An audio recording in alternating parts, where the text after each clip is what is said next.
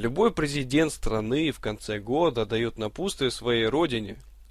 И я так думаю, что для того, чтобы дать такое напутствие, можно быть обычным человеком, каким я и являюсь. И сейчас я произнесу свое послание. Дорогие россияне, уже более 2000 лет мы живем на этой земле и любим свою родину.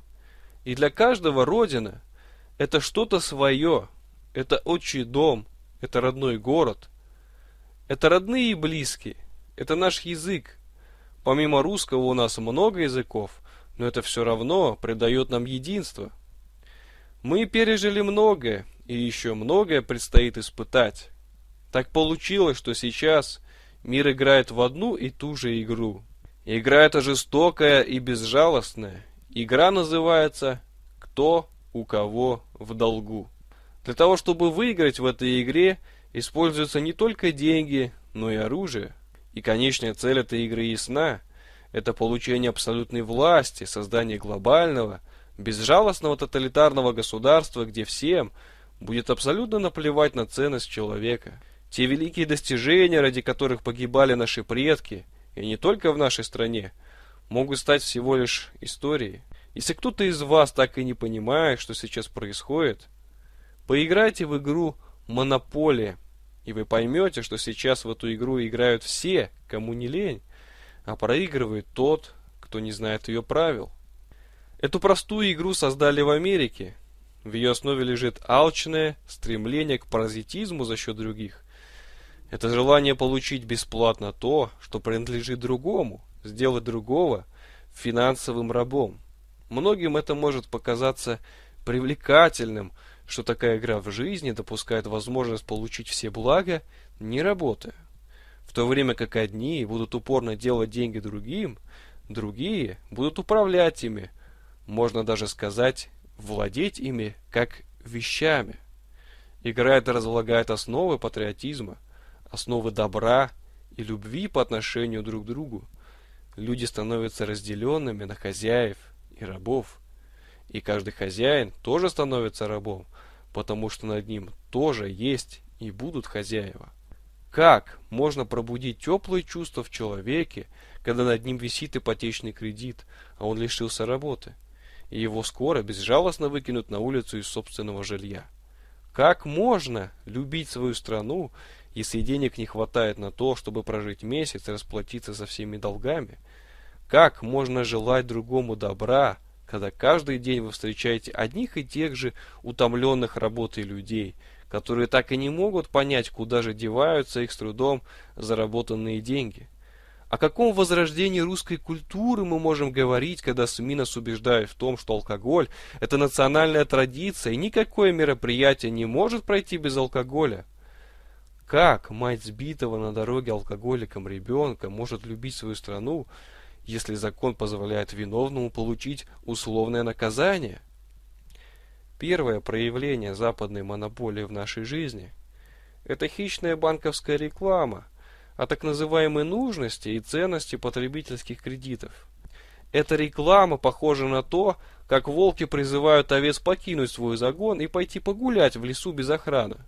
Так вот, мое первое пожелание каждому россиянину: забудьте о потребительских кредитах, забудьте о займах, замените потребительские кредиты на вклады в банки как минимум на 1 год.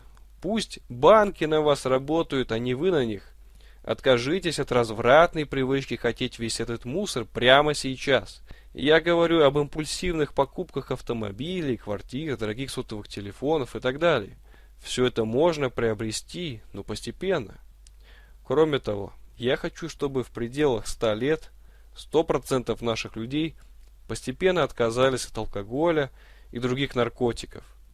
Наркотики специально разработаны и созданы для более быстрого вырождения нашей нации. Вспомните древних греков. Человек, который пил неразбавленный алкоголь, не родив детей, назывался у них пьяницей. Проводите праздники с натуральными продуктами, чтобы, просыпаясь утром, вы с радостью вспоминали проведенный вечер, а не думали, как бы убрать головную боль. Я желаю нашему правительству более рационального подхода к использованию природных богатств. Вы многое сделали для страны, Но пришло время перестать слепо верить в облигации государственного займа Соединенных Штатов и других догнивающих на корню мировых финансовых систем. Я хочу, чтобы Всемирная торговая организация стала источником обогащения России, а не наоборот. В противном случае следует подумать, стоит ли играть по мировым правилам. Может быть, лучше мир будет играть по нашим правилам? Я хочу, чтобы в государственной власти остались в первую очередь патриоты. Я желаю изгнания паразитов и коррупционеров из государственных органов. Я хочу, чтобы любой справедливый закон обеспечивался технической поддержкой. К примеру, если в правилах дорожного движения запрещено в определенных случаях выезжать на встречную полосу движения, так вы поставьте в этих местах заграждения, и у людей автоматически отпадет соблазн в нарушении закона. Я хочу, чтобы законы были простыми и понятными обычному человеку. Я хочу, чтобы каждый из вас занимался любимым делом, потому что только так вы можете стать подлинно счастливыми и богатыми. У наших далеких предков была замечательная идея: «Паши да сей, но себя и родину в обиду не давай». Мы не являемся государством-поработителем, мы скорее страна-освободитель и защитник слабых.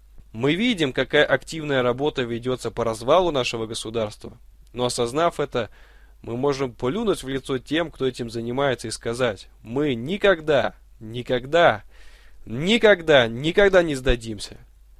Следите за вашими мыслями, следите за словами и действиями.